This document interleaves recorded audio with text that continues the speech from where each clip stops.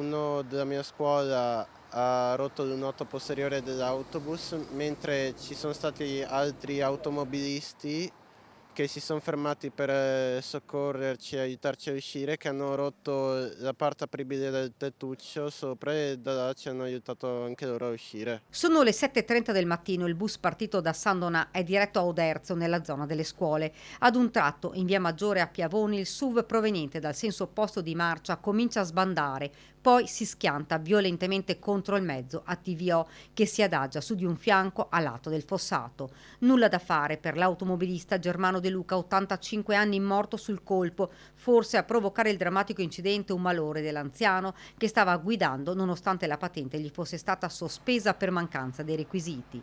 All'interno del bus una cinquantina di studenti, sono attimi di terrore. Dopo poco tempo ho sentito un forte odore di gasolio, anche perché ero seduto sopra il serbatoio dell'autobus. Una ventina i feriti, 5 trasportati in ambulanza nell'ospedale di Oderzo, gli altri accompagnati dalle famiglie tra Porto Guraro e San Donà.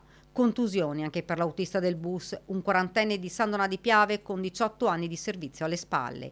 Traumi lievi per tutti, ma lo shock è grande. Sul posto arrivano squadre dei vigili del fuoco, gli operatori del SUEM 118 con diversi mezzi, i carabinieri, la polizia locale. La mamma di uno studente, uscendo dall'ospedale, ci dice: L'unica cosa che mi sento di dire è di ringraziare l'autista perché li ha salvati tutti quanti, perché ha avuto la prontezza di spostarsi sulla destra per cercare di evitare un impatto completamente frontale e lì secondo me li ha salvati tutti. L'autista del bus, quando ha visto la macchina, ha tentato una frenata disperata. L'autista ha provato a evitare l'impatto, probabilmente all'ultimo, ma purtroppo non ci è riuscito. Quindi il tragico evento, ecco, sembrerebbe causato da questo comportamento che dobbiamo comunque verificare. Solo qualche metro più avanti e l'autobus rischiava di impattare contro un ponticello in cemento.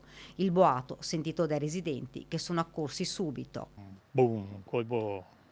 Ho immaginato questo è un incidente, sì, perché altro non poteva essere, insomma. Troppo forte. Una roba spaventosa. All'Istituto Sansovino la notizia è arrivata gelando la scuola, un respiro di sollievo quando si è saputo che gli studenti non avevano riportato gravi ferite.